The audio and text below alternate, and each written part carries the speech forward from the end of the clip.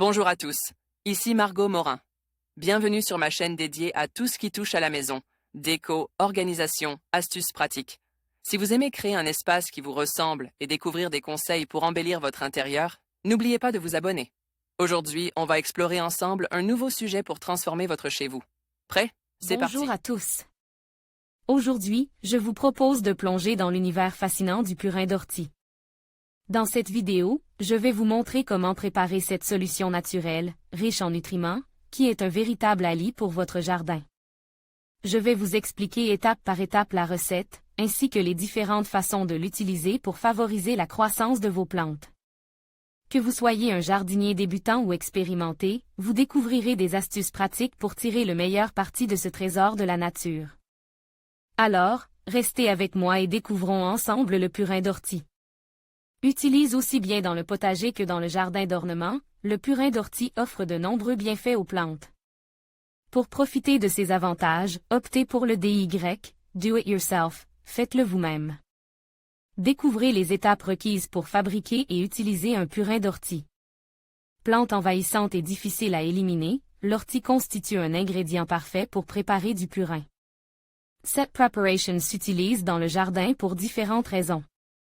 Riche en azote, ce produit naturel constitue un engrais efficace pour fertiliser un sol appauvri. Utiliser du purin d'ortie, pourquoi? En plus de favoriser la croissance des plantes, le purin d'ortie les renforce et les aide à lutter contre certaines maladies.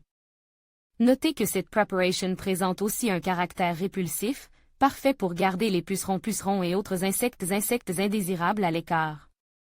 Il s'agit aussi d'un excellent activateur de compost. Commercialise dans les magasins spécialisés, le purin d'ortie peut aussi être préparé soi-même. Le purin d'ortie est bénéfique pour la croissance des plantes. Photolia en Jacques, Photolia préparer un purin d'ortie. Des plants d'ortie envahissent votre jardin? Profitez-en pour fabriquer un purin pour stimuler la croissance de vos plantes et pour repousser les nuisibles. Pour cela, commencez par récolter les tiges d'ortie. Pour ne pas se piquer, portez des gants et des vêtements protégeant vos bras, coupez des morceaux d'environ 20 cm de long. À l'aide d'une paire de ciseaux ou d'un sécateur, disposez les tiges cueillies dans un filet en plastique, ceux que l'on trouve. Pour les oranges ou les pommes de terre. En les disposant dans ce sac, les feuilles resteront à l'intérieur, permettant d'obtenir une préparation sans débris. L'étape suivante consiste à remplir d'eau un grand bac ou un seau en plastique. Oxyde par l'ortie, les récipients en métal ne conviennent pas.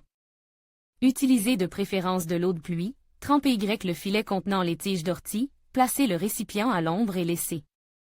Macérez la preparation pendant 3 à 4 semaines en remuant régulièrement avec un bâton.